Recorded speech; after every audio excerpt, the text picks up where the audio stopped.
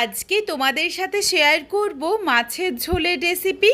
গরমের উপযুক্ত একটা রেসিপি, একদমই হালকা পাতলা মাছের ঝোল, পেঁয়াজ রসুন ছাড়া। এইভাবে যদি বানাও তাহলে হবে স্বাদে গন্ধে ভরপুর। নমস্কার বন্ধুরা, শুভমিতা ব্লগে সবাইকে স্বাগত জানাই। তাহলে চলো আজকের রেসিপি দেখে নেওয়া যাক।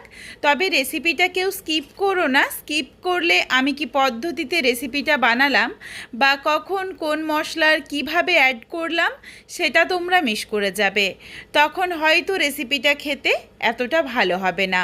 এখানে আমি প্রথমেই দুটো মাঝারি সাইজের আলু লম্বা লম্বা করে কেটে নিয়েছি, আর এদিকে দেখো আমি 4 পিস রুই মাছ নিয়েছি।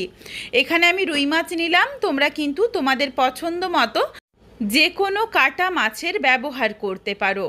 মাছটা ধুয়ে পরিষ্কার করে জলটা ঝরিয়ে নিয়েছি। এরপর মাছের মধ্যে দিয়ে দিলাম স্বাদ অনুযায়ী লবণ, অল্প পরিমাণে হলুদের গুঁড়ো আর লঙ্কার গুঁড়ো।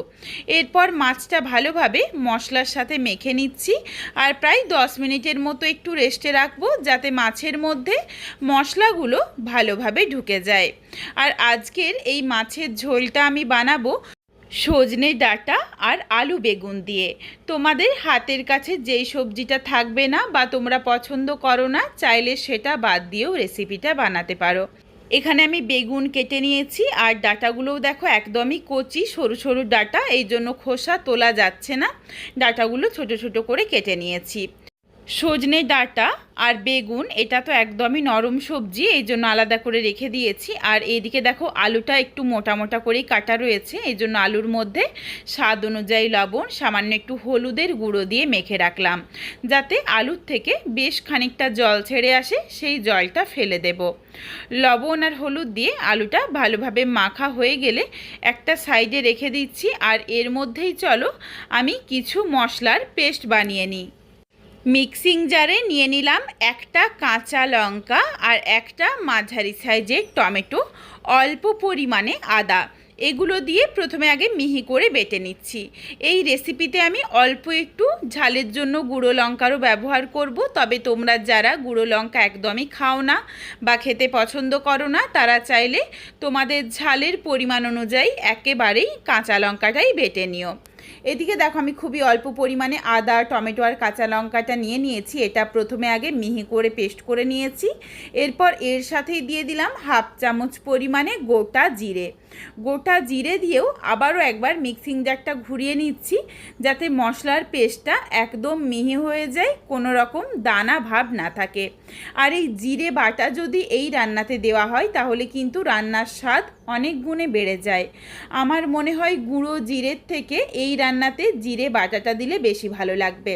আর জিরেটা কেন আমি একটু দেরিতে দিলাম তার কারণ হলো, জিরেটা দেখো আমি একটু হাতে করে তোমাদের দেখিয়ে দিচ্ছি যাতে এই রকম একটু দানা দানা থাকে, একদম যাতে মিহি করে পেস্টটা না হয়ে যায়। একটু দানা দানা থাকলে মুখে পড়লেও কিন্তু বেশ ভালো লাগে খেতে। ঠিক এইভাবে করেই মশলাটা বেটে নিও। কড়াই গরম করে কড়াইয়ের মধ্যে প্রথমে বেশ খানিকটা সর্ষের তেল গরম করে নিলাম। এখানে আমি একবারেই তেল দিয়ে দিলাম, এই তেলের মধ্যেই পুরো রান্নাটা হয়ে যাবে, আর তেল দেব না, এই জন্য একটু বেশি করেই তেলটা দিয়ে দিয়েছি। তেল খুব ভালোভাবে গরম করে নিচ্ছি। কড়াই থেকে যখন ধোঁয়া উঠছে সেই সময় 1 চিমটি লবণ দিয়ে দিলাম। লবণ দিয়ে দিলে ছিটকে গায়ের মধ্যে আসে না। আর খুব ভালোভাবে কড়াই গরম হয়ে গেলে দিয়েছি একে একে মাছগুলো যখন এক পিঠটা লালচে করে ভাজা হয়ে গেছে, তারপর অপর পিঠটা উল্টে নিয়ে একটু লালচে রং ধরিয়ে ভেজে নিচ্ছি। মাছটাও তোমরা তোমাদের পছন্দ মতো করে ভেজে নিও। অনেকে আছে অনেকটা শক্ত করে মাছ ভাজাটা খেতে পছন্দ করে, আবার অনেকে একটু হালকা মাছ ভাজা সেটা খেতে পছন্দ করে। সেটাও কিন্তু তোমরা নিজেদের পছন্দ মতো করেই ভেজে নিও। এখানে আমি মাছগুলো খুব বেশি কড়া করেও ভাজিনি, আবার একদম নরমও রাখিনি, মাঝামাঝি করে ভেজে নিয়েছি। কড়াইয়ের মধ্যে বাকি যেই তেল রয়েছে এই তেলের মধ্যে ফোড়নে দিয়েছি শুকনো লঙ্কা, তেজপাতা আর গোটা জিরে। ফোড়নটা ভাজা হয়ে গেলেই দিয়ে দিলাম লবণ হলুদ দিয়ে মেখে রাখা আলুগুলো। আলু থেকে দেখো বেশ অনেকটা জল ছেড়েছে। এরপরে আলু দিয়ে নাড়াচাড়া করে আলুটা হালকা লালচে রং ধরিয়ে একটু ভেজে নেব। খুব বেশি ভাজার দরকার নেই, আর এখন ঢাকনা দিয়েও ভাজার দরকার নেই। ঢাকনা ছাড়াই নাড়াচাড়া করে মিনিট 2 সময় নিয়ে একটু ভেজে নিয়েছি। আলু হালকা করে ভাজা হয়ে গেলে দিয়ে দিলাম কেটে রাখা বেগুন আর সজনে ডাঁটা। বেগুন আর ডাঁটাও কিন্তু হালকা করে ভাজবো, খুব বেশি ভাজার দরকার নেই, সবজিগুলো হালকা করে ভাজলেই হবে। বেশ কিছুক্ষণ আবারও প্রায় মিনিট দুয়েক মতো একটু নাড়াচাড়া করে দেখো হালকা করে সবজিগুলোকে ভেজে নিয়েছি। এরপর এখানে আমি কিছু গুঁড়ো মশলা অ্যাড করছি। প্রথমেই দিয়ে দিলাম অল্প পরিমাণে ধনের গুঁড়ো, এখানে আর জিরের গুঁড়ো ব্যবহার করব না, কারণ জিরেটা একটু দানা দানা রেখে বেটে নিয়েছি। 1 চিমটি পরিমাণে দিয়েছি হলুদের গুঁড়ো, আর খুবই সামান্য একটু দিয়ে দিলাম ঝালের জন্য লঙ্কার গুঁড়ো। আশা করছি তোমরা দেখেই বুঝতে পেরেছো যে ঠিক কতটা অল্প মশলার ব্যবহার করেছি। গুঁড়ো মশলা দিয়ে নাড়াচাড়া করে মিশিয়ে নিয়েই দিয়ে দিলাম বেটে রাখা মশলার পেস্ট। বাটা মশলা দিয়ে নাড়াচাড়া করে গ্যাসের ফ্লেম লো টু মিডিয়ামে করে বেশ কিছুক্ষণ সময় নিয়ে মশলাটাকে কষিয়ে নেব, যাতে মশলার কাঁচা গন্ধটা একদম না থাকে। আর এই টমেটো বাটা দেওয়ার জন্য রান্নার রঙটাও কিন্তু ভীষণ ভালো আসে। কিছুক্ষণ সময় নিয়ে নাড়াচাড়া করে মশলাটা কষিয়ে নিয়েছি। আর দেখো এই মশলা কষাতে কষাতে আলু একটা চেপে দেখিয়ে দিলাম, বেশ অনেকটা সেদ্ধ হয়ে গেছে আলুটা। খুব অল্প সময়ের মধ্যেও কিন্তু এই রান্নাটা হয়ে যায়। এরপর মশলা যখন ভালোভাবে কষানো হয়ে গেছে দিয়ে দিলাম বেশ কিছুটা জল। এখানে আমি ঈষদুষ্ণ গরম জলের ব্যবহার করেছি। এরপর এই ঝোলটা ফুটে যাওয়া অবধি অপেক্ষা করব। এখানে তোমরা যেমন ঝোল রাখবে সেই বুঝে জলটা দিয়ে নিও।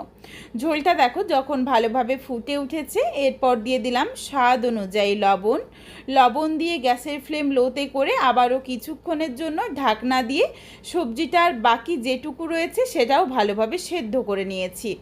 সুন্দরভাবে যখন সমস্ত সবজি সুসেদ্ধ হয়ে গেছে, এরপর এখানে দিয়ে দিচ্ছি 1/2 চামচ পরিমাণে চিনিটা কিন্তু অবশ্যই দিও, তাহলে টেস্টটা ব্যালেন্স হয়ে যাবে। তার কারণ এখানে টমেটো বাটার ব্যবহার হয়েছে। আর এখানে আমি 1 চিমটি পরিমাণে গরম মশলা গুঁড়ো দিয়ে দিলাম, যাতে ভীষণ সুন্দর একটা গন্ধ আসে। তোমরা না চাইলে কিন্তু এটা বাদ দিতে পারো, কিন্তু যদিও এই রান্নাটা শুধু এই আদা দিয়ে রান্না করছি, এই জন্য আমার মনে হয় 1 চিমটি যদি গরম মশলা গুঁড়ো দিয়ে দেওয়া হয় তাহলে কিন্তু সুন্দর একটা গন্ধ আসে, খেতেও বেশ ভালো লাগে। তাহলে সজনে ডাঁটার যে একটা গন্ধ থাকে সেটাও চলে যায়। তবে 1 চিমটির বেশি কিন্তু গরম মশলা গুঁড়ো দেওয়ার দরকার নেই, তখন আবার গন্ধটা অনেকটা বেশি হয়ে যাবে। মাছটা দেওয়ার পর মিনিট 3-4 সময় নিয়ে আবারও একটু ঝোলটাকে ফুটিয়ে নিয়েছি। তারপরই রেসিপিটা নামিয়ে নিলাম। খুবই অল্প মশলার মধ্যে দেখো ভীষণ সুন্দর একটা কালার এসেছে, আর খুবই সুন্দর কিন্তু একটা গন্ধও এসেছে। একবার হলেও এইভাবে মাছের ঝোল রান্না করে দেখো, গরমের উপযুক্ত হালকা পাতলা মাছের ঝোল খেতেও দুর্দান্ত লাগবে। বাড়িতে অবশ্যই একবার হলেও এইভাবে রান্না করে আমায় কমেন্ট করে জানাতে ভুলো না রেসিপিটা তোমাদের কেমন লাগলো। রেসিপিটা তোমাদের যদি ভালো লাগে তাহলে লাইক করো, শেয়ার করে বন্ধুদের দেখার সুযোগ করে দিও।